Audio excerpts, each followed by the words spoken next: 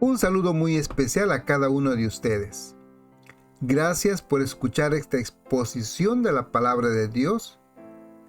Que las bendiciones de nuestro Padre Eterno sean abundantes en la vida de cada uno de ustedes. Oremos. Nuestro Dios y Padre Celestial, alabamos tu santo nombre y suplicamos, Señor, que nos guíes con tu Santo Espíritu en el estudio de esta lección de escuela sabática. Aumenta nuestra fe para ser obedientes a ti a pesar de las circunstancias. Es nuestro ruego en nombre que es sobre todo nombre, Cristo Jesús. Amén. La lección número 12 lleva por título Deuteronomio en el Nuevo Testamento. Y el día domingo tiene un subtítulo, Escrito está.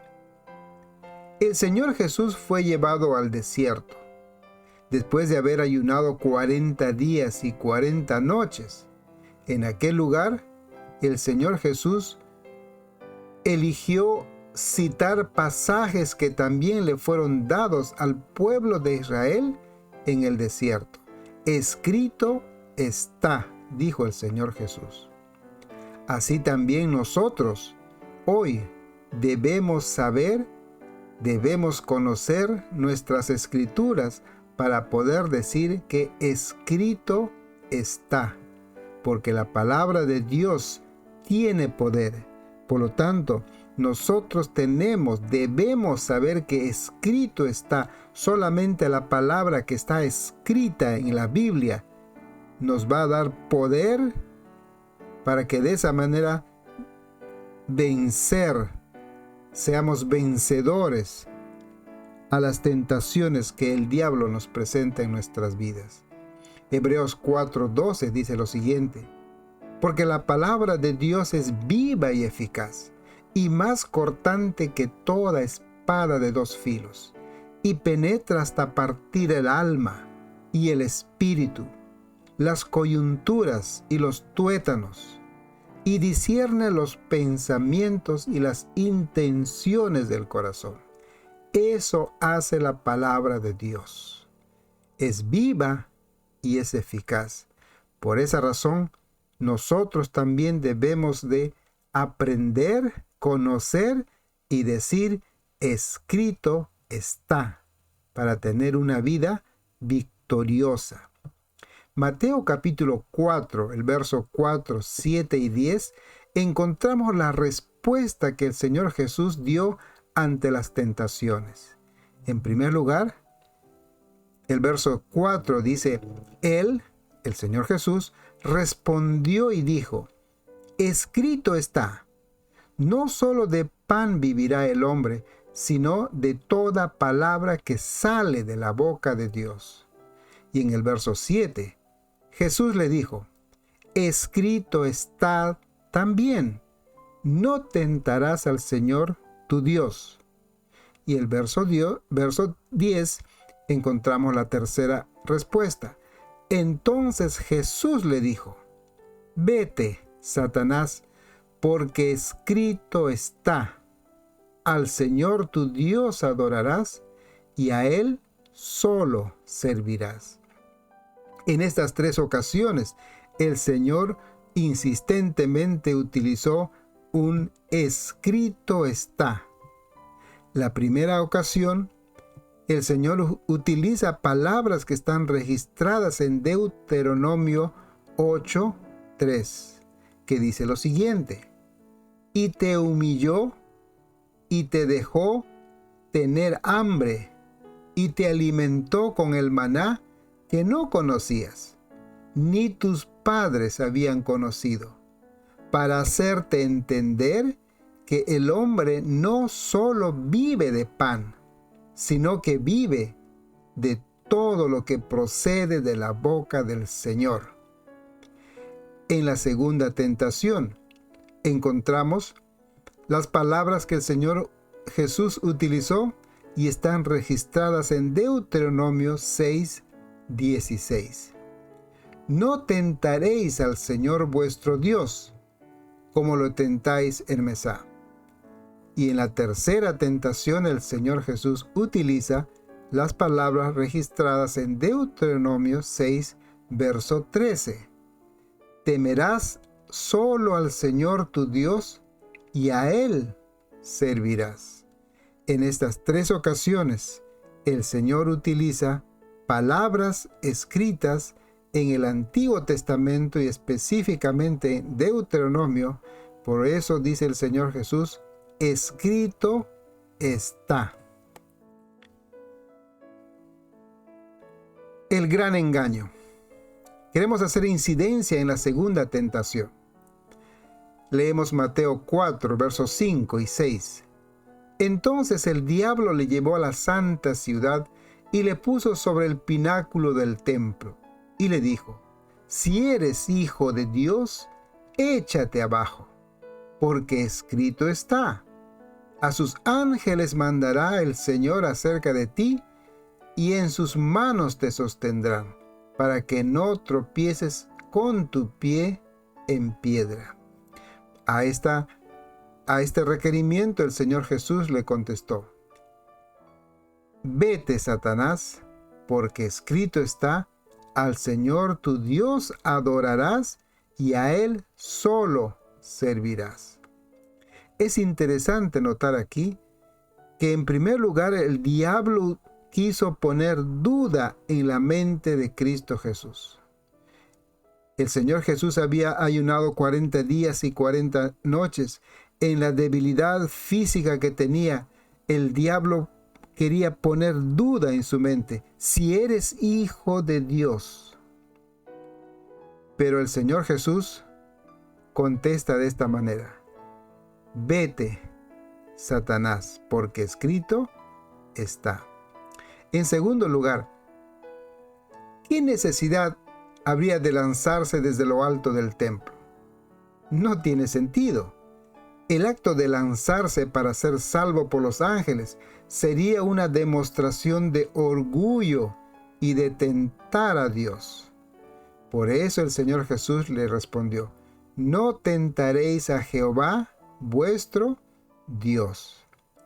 También, si el Señor Jesús hubiera accedido a los requerimientos del diablo, el Señor se estaría sometiendo a la voluntad del diablo, obedeciendo el requerimiento del diablo.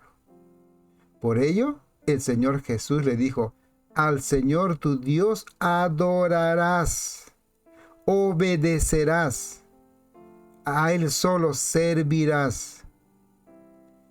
Mi hermano, son palabras que tienen poder. Por eso el Señor Jesús fue victorioso ante las tentaciones. El diablo también conoce la Biblia. Él dijo, escrito está, le dijo al Señor Jesús, escrito está. Pero el diablo utiliza para sus propósitos egoístas. Solo el Señor Jesús alaba a su Padre. ¿El diablo? No. El diablo solo se enfoca en el milagro y no reconoce al Padre. También el Señor Jesús exalta al Padre, el único que merece nuestra adoración. Se puede conocer las Sagradas Escrituras, podemos conocer toda la Biblia, pero usarlas para confundir y engañar a las personas, poner duda en la mente de las personas, cuando solamente utilizamos una porción o cuando tergiversamos el sentido de las palabras de Dios con propósitos egoístas. Eso también ocurrió en el jardín del Edén. El diablo tergiversó las palabras de Dios. Y ahora encontramos al diablo por segunda vez tergiversando las palabras de Dios, queriendo lograr ser adorado por Cristo Jesús, obedecer sus requerimientos. Mi querido hermano, por esa razón, hoy en día tenemos casi 30,000 denominaciones cristianas. Tantas iglesias cristianas, cuando el Señor Jesús solamente organizó un pueblo, una iglesia, y hoy en día tenemos más de 30,000. Cada iglesia utiliza la Biblia, utiliza la palabra de Dios en forma incorrecta, equivocada, de acuerdo a propósitos egoístas. Tenemos que tener mucho cuidado, porque el diablo está listo para engañarnos. Por eso tenemos que conocer las Sagradas Escrituras, para que podamos decir también nosotros, escrito está. El día lunes, el título es interesante. Dice, levantar rostros. Y vamos a leer el texto que encontramos en Deuteronomio 10, versos 17 y 18.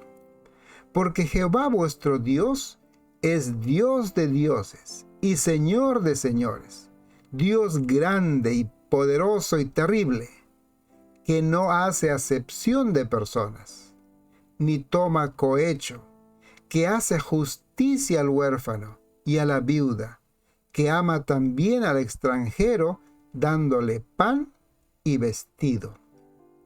Este es el Evangelio, el punto central del Evangelio de la paz. Por medio de esto se ofrece reconciliación entre el Padre y los hombres. El perdón y salvación a todos está ofrecido en esta sección, en esta porción que hemos leído. Sin acepción de personas, sin discriminar a nadie. La frase o la línea que dice que Dios no hace acepción de personas, es una expresión idiomática hebrea que significa levantar rostros. En otras palabras, Dios no recibe alguna persona solamente guiándose por su apariencia. Es decir, no favorece a nadie injustamente, solo guiándose por la parte física, el rostro.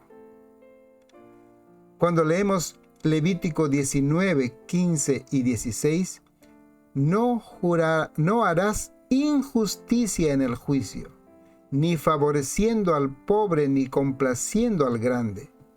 Con justicia juzgarás a tu prójimo. No andarás chismeando entre tu pueblo, ni atentarás contra la vida de tu prójimo. Yo, Jehová. Dios está requiriendo de su pueblo un trato justo, justicia para todos, sin acepción de personas. Es decir, tanto el pobre como el rico, tanto el humilde como el instruido, todas las personas delante de Dios somos iguales, estamos en la misma condición. Por eso Gálatas 3:28 dice, ya no hay judío ni griego, no hay esclavo ni libre, no hay varón ni mujer, porque todos vosotros sois uno en Cristo Jesús. Y esto específicamente se está refiriendo a que Dios no hace acepción de personas, que delante de Dios todos somos iguales, que la salvación y el perdón de nuestros pecados están ofrecidas a todos. Cuando leemos el libro de Hechos, capítulo 10, 28 y 29, encontramos a Pedro. Y Pedro dice lo siguiente en esta porción del texto: vosotros sabéis cuán abominable es para un varón judío juntarse y acercarse a un extranjero. Pero a mí me ha mostrado Dios que ningún hombre llame común o inmundo. Por lo cual, al ser llamado, vine sin replicar.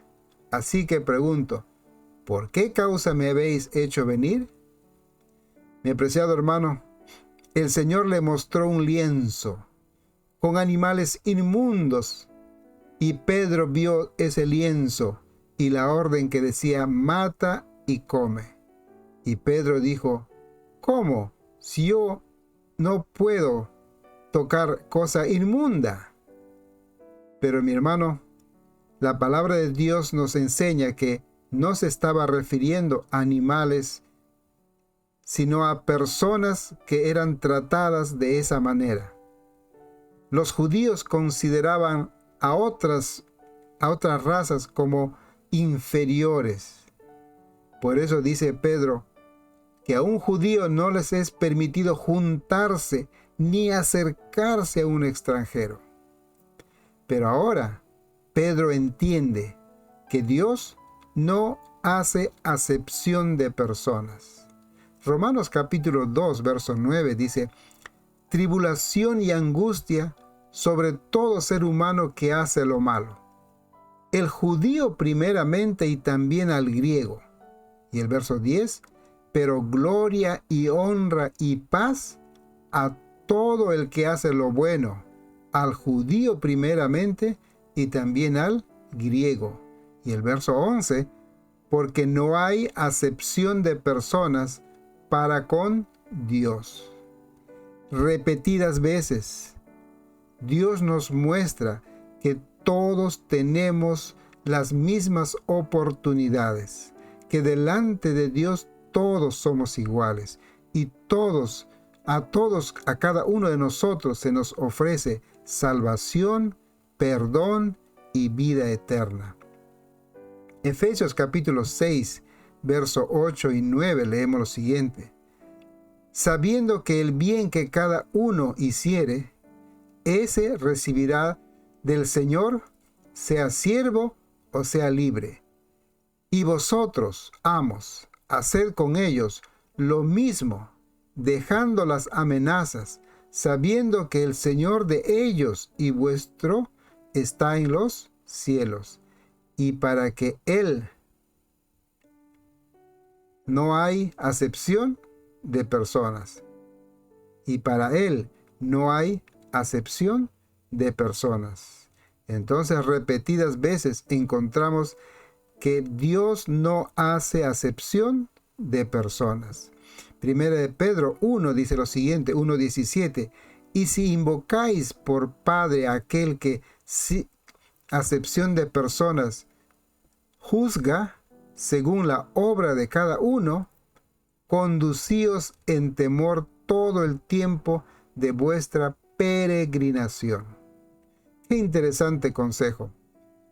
Si nosotros hoy que invocamos el nombre de Dios, tenemos que saber, recordar que Dios no hace acepción de personas, que Dios juzgará a todos por igual. Todos seremos juzgados de acuerdo a nuestra obediencia. Todos, no habrá favoritismo, no habrá trato especial, sino que todos por igual compareceremos ante el tribunal de Cristo. Deuteronomio capítulo 10, verso 17 dice: porque Jehová vuestro Dios es Dios de dioses y Señor de señores, Dios grande, poderoso y terrible, que no hace acepción de personas ni toma cohecho.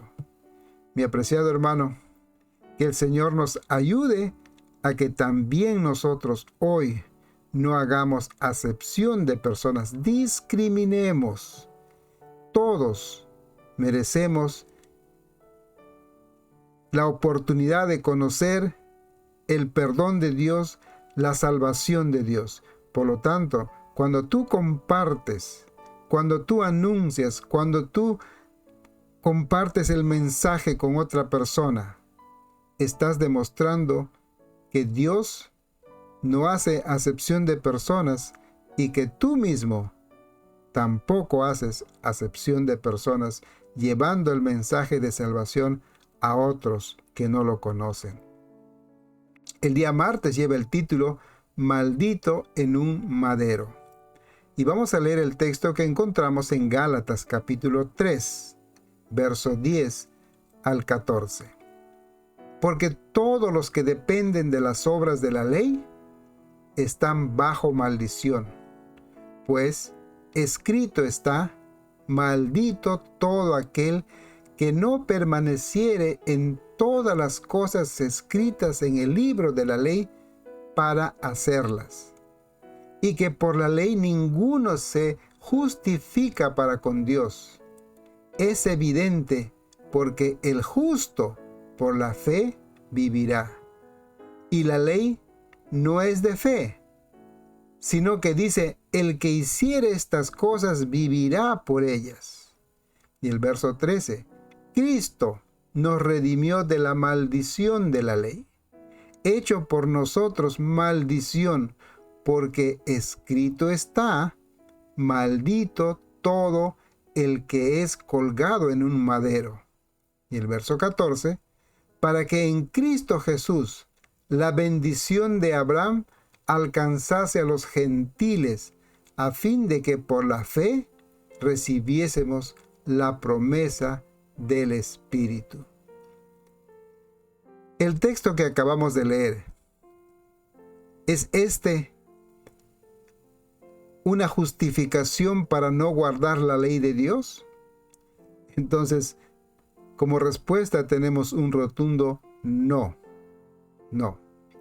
El verso 10 dice en primer lugar, porque todos los que dependen de las obras de la ley están bajo maldición. Esas palabras que encontramos en Gálatas capítulo 3, verso 10, están escritas en Deuteronomio 27, 26, donde dice, maldito el que no confirmare las palabras de esta ley para hacerlas. Y esta maldición es parte de un grupo de maldiciones, pero no tiene nada que ver con los 10 mandamientos.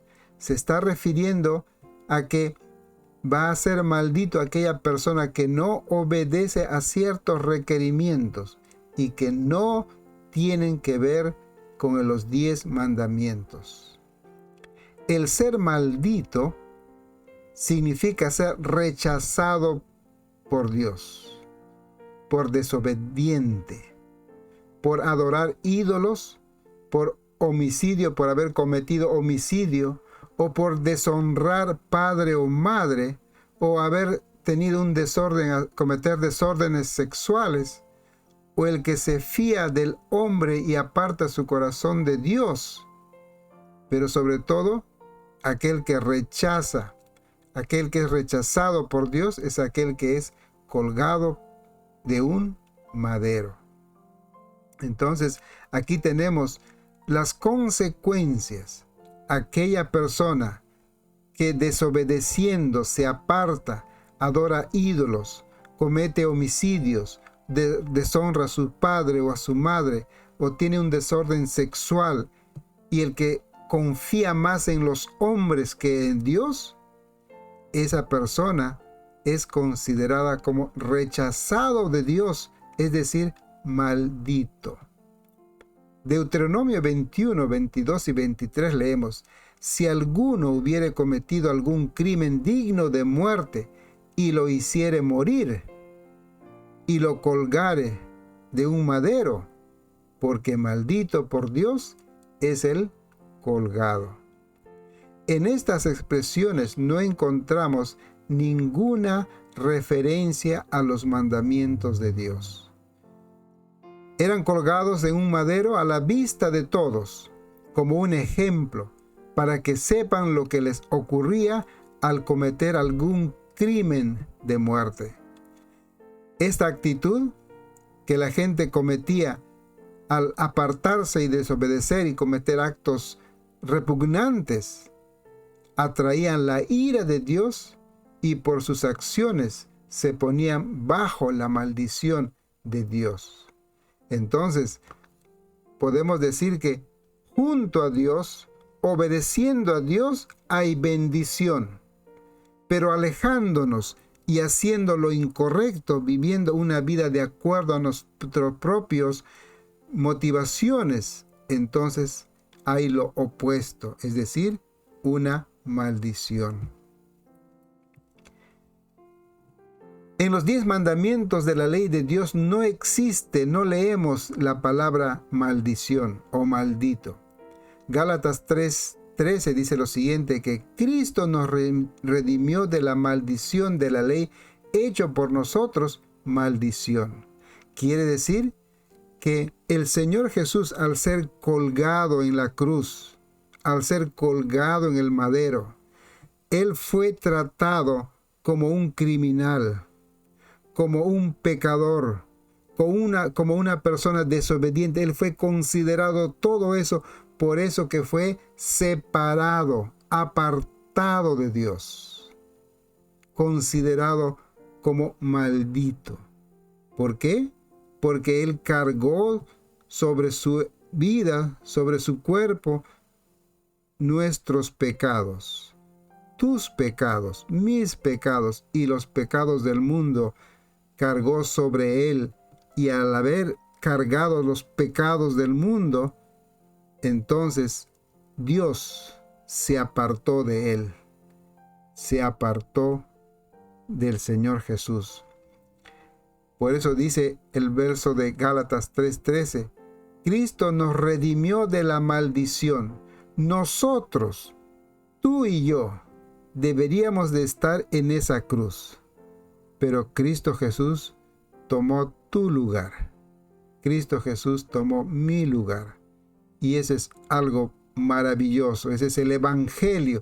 Esas son las buenas nuevas, que Cristo Jesús vino a morir por nosotros, cargó nuestros pecados, puso sobre Él toda nuestra culpa, nuestra desobediencia, nuestra idolatría, todo lo malo que somos, lo que hicimos, puso Él, se cargó Él en su propia vida, y entonces fue tratado de esa manera.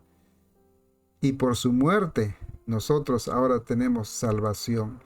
Pablo utiliza eso como un símbolo de la muerte sustitutiva de Cristo en nuestro favor. Cristo se convirtió en una maldición por nosotros, porque enfrentó la muerte que toda la humanidad enfrentaría.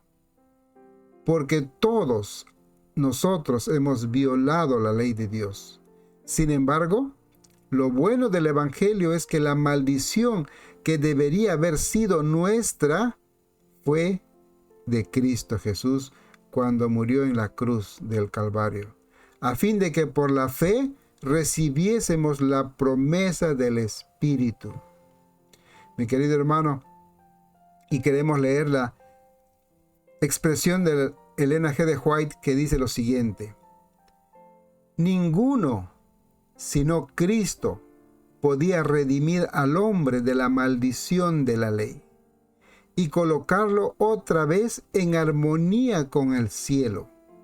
Cristo cargaría con la culpa y la vergüenza del pecado, que era algo tan abominable a los ojos de Dios y que iba a separar al Padre de su Hijo.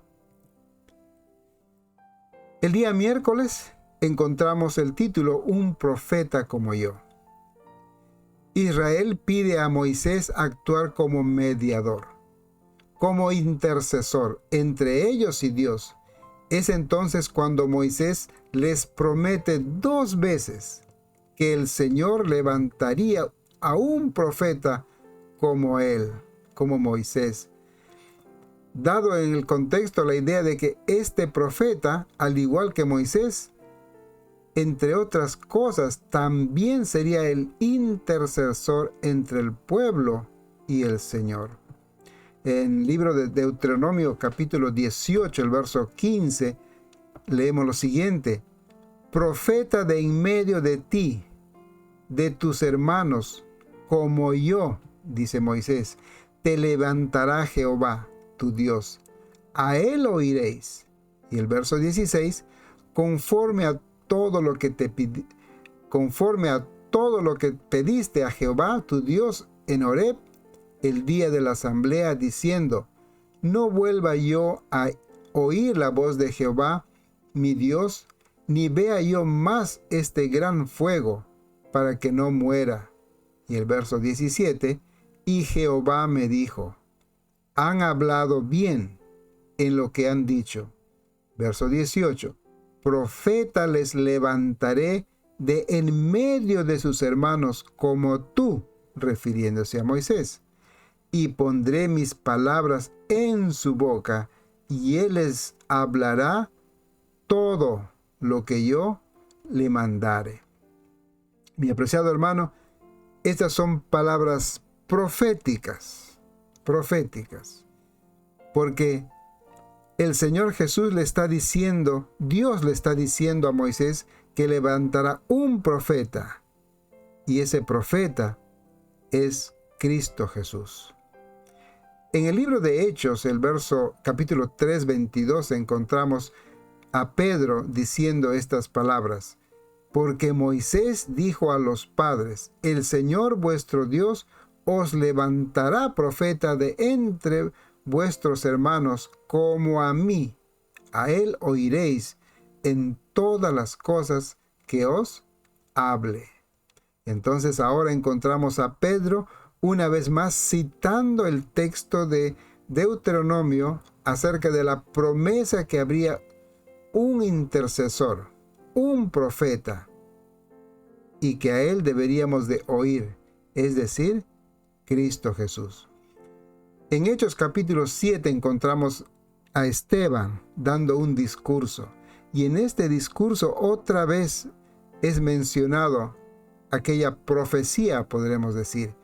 Este Moisés, dice Esteban, es el que dijo a los hijos de Israel, profeta os levantará el Señor vuestro Dios de entre vuestros hermanos, como a mí, a él oiréis.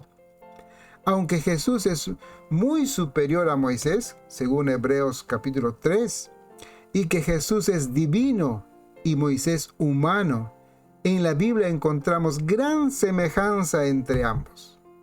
Notaremos las grandes semejanzas leyendo el libro de los Hechos, donde Esteban nos resume la historia de la vida de Moisés, y para ver las grandes verdades acerca de Jesús. Es decir, que encontramos en la Biblia una similitud entre la vida de Moisés y la vida del Señor Jesús, ambos considerados como profetas. El Señor Jesús declaró, si creyeran a Moisés si creyeran a Moisés, me creerían a mí, porque aquel escribió de mí. Eso está en San Juan 5:46. Entonces, una vez más, el mismo Señor Jesús está ratificando aquella profecía que hemos leído en Deuteronomio, que el Señor levantará un profeta mayor que Moisés. Y él dice, el Señor Jesús dice, si creyeron a Moisés, a mí creerían en mí, me creerían, porque aquel que escribió de mí, es decir, Moisés, se está cumpliendo frente a ellos. Jesucristo demostró ser un gran profeta mayor que Moisés. Cuán maravillosamente se cumplieron las palabras de Dios a Moisés respecto a la venida de aquel profeta, Cristo Jesús. El día jueves encontramos el título de Horrenda cosa. Y vamos a leer el texto que encontramos en Deuteronomio 30:19. En este día pongo al cielo y a la tierra por testigo contra ustedes, de que les he dado a elegir entre la vida y la muerte, y entre la bendición y la maldición. Escojan, pues, la vida, para que vivan ustedes y sus descendientes. Y aún leemos Jeremías 31:34. Si elegimos entregar nuestra vida al Eterno Padre, entonces yo les perdonaré su iniquidad y nunca más me acordaré de sus pecados, dice el Señor Jesús. Por lo tanto, mi hermano, el Señor pone delante de nosotros vida, muerte, bendición y maldición. Si nosotros escogemos correctamente, escogemos la vida y la bendición, y nos acercamos al Señor Jesús pidiendo perdón, la promesa que encontramos es que Él nos va a perdonar toda nuestra iniquidad y que nunca más se va a acordar de nuestros pecados. Entonces nuestra vida está escondida en Cristo Jesús. El Salmo 91, los 4 primeros versículos leemos de esta manera: el que habita al abrigo del Altísimo morará bajo la sombra del Omnipotente. Diré yo a Jehová, esperanza mía y castillo mío, mi Dios, en quien confiaré. Verso 3: Él te librará del lazo del cazador, de la peste destructora. Con sus plumas te cubrirá y debajo de sus alas estarás seguro. Escudo y adarga es su verdad. Mi apreciado hermano, qué cuadro, qué simbolismo tan maravilloso. Cuando escogemos la vida, cuando escogemos la bendición, cuando nos acercamos a Cristo Jesús, estamos bajo la protección de Cristo Jesús. Nuestra vida está escondida en Cristo Jesús. Dice el verso 1 del Salmo 91, morará bajo la sombra del Omnipotente. El Señor será nuestra esperanza. El Señor será nuestro refugio, nuestro castillo, y confiaremos en Él.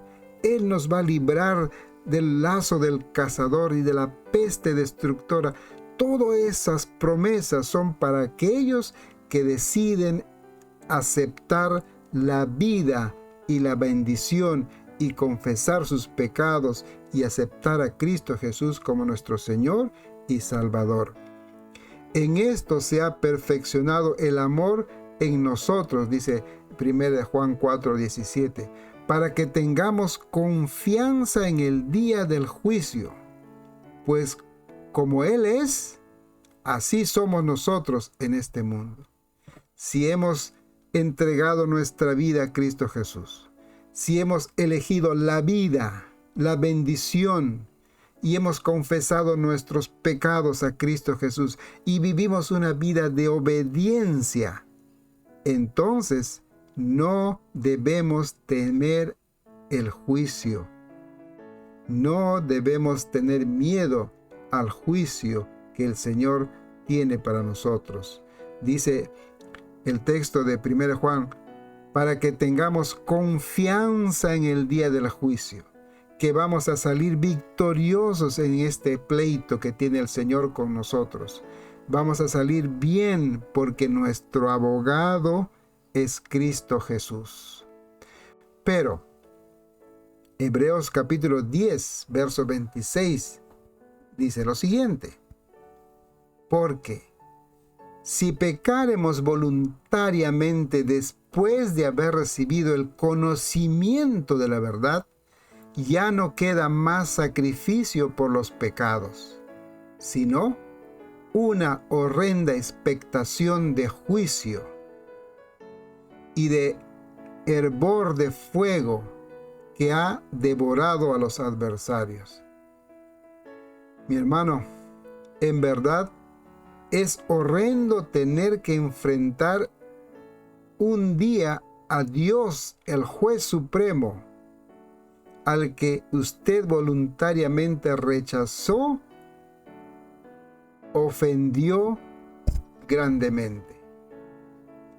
Si rechazamos la invitación de la vida, de la bendición, si rechazamos la invitación de ir al Señor Jesús y obtener la salvación, dice el texto, ya no queda más sacrificio, sino que cuando venga el juicio y estemos frente al juicio, frente a Dios, al juez, dice el texto, una horrenda expectación, momentos terribles, circunstancia terrible a todo aquel que rechaza a Cristo Jesús. Hebreos 10:29 dice, cuánto mayor castigo pensáis que merecerá el que pisoteare al Hijo de Dios y tuviere por inmunda la sangre del pacto, en la cual fue santificado, e hiciere afrenta al Espíritu de gracia. Mi querido hermano, si hemos conocido este mensaje de salvación, de vida eterna, si hemos conocido este mensaje de transformación, no debemos retroceder. Porque si retrocedemos, rechazando todo el sacrificio de Cristo en la cruz del Calvario, o como dice Hebreos 10, verso 29, cuánto mayor castigo al que pisotea al Hijo de Dios y tuviere por inmunda la sangre del pacto. Es decir, si no consideramos el sacrificio de Cristo, si desobedecemos y nos apartamos y nos enfriamos y nos alejamos de Cristo Jesús, mi hermano, lo único que nos va a quedar es enfrentar terrible y horrenda situación cuando tengamos que estar frente al juez supremo en el tribunal. Horrenda cosa es caer en manos del Dios vivo, dice Hebreos 10:31. Horrenda cosa es caer en manos del Dios vivo, pero horrenda cosa es caer aquellos que se apartaron, enfriaron, abandonaron el camino. Pero nosotros, mi hermano, que nos mantenemos firmes con la bendición de Dios, con el poder del Espíritu Santo, nos mantenemos seguros y firmes en este camino que el Señor Jesús nos ha mostrado. Entonces tenemos alegría y vamos a tener confianza en la sangre de Cristo Jesús y vamos a salir victoriosos cuando nos toque estar frente al Supremo Juez. Hebreos capítulo 10, leemos lo siguiente, verso 37. Porque aún un poquito, y el que ha de venir, vendrá y no tardará. Y el verso 38. Mas el justo vivirá por fe, y si retrocediere, no agradará a mi alma. Y el verso 29. Pero nosotros no somos de los que retroceden para perdición, sino de los que avanzan, que tienen fe para preservación del alma. Mi hermano, que estas palabras queden grabadas en tu mente, que hagamos una decisión firme, no retroceder, sino avanzar y avanzar, porque dice el verso 37, un poquito más, y el que ha de venir, vendrá. Y entonces todos compareceremos ante el juicio. Y nosotros que tenemos confianza en las promesas y en la sangre preciosa derramada por Cristo Jesús, y tenemos confianza que Cristo Jesús perdonó nuestros pecados, no tenemos miedo de estar frente al juez supremo. En conclusión, escrito está. Es nuestra responsabilidad conocer las Sagradas Escrituras, conocerlas bien, pedir al Señor que con su Santo Espíritu nos guíe y estudiemos las Sagradas Escrituras. Conocerlas es importante hoy más que nunca, porque el diablo las va a utilizar tergiversándola, cambiándola, y nos va a engañar, nos quiere engañar. Entonces, nosotros tenemos que saber y conocer, porque la Biblia dice, hermanos, en 2 Timoteo 4:3, dice, porque vendrá tiempo cuando no sufrirán la sana doctrina, sino que teniendo comezón de oír, se amontonarán maestros conforme a sus propias concupiscencias, y apartarán de la verdad el oído y se volverán a las fábulas. Y eso está sucediendo hoy en nuestros días. Vendrán tiempos cuando la verdad, la sana enseñanza, la verdadera enseñanza, la doctrina significa enseñanza, que se encuentran en la Biblia, van a ser cambiadas, tergiversadas. Y el diablo quiere engañarnos y quiere que desobedezcamos al Señor Jesús. Pero recordemos, si estudiamos nuestra Biblia, diremos, escrito está. En segundo lugar, en Cristo aprendemos la verdadera manera de tratar al prójimo. Mateo 7:12 leemos, haz a todos lo que quieras que te hagan a ti. En esto se resume la enseñanza de la ley y de los profetas. Esa es la regla de oro. Haz a otros lo que quieras que te hagan a ti.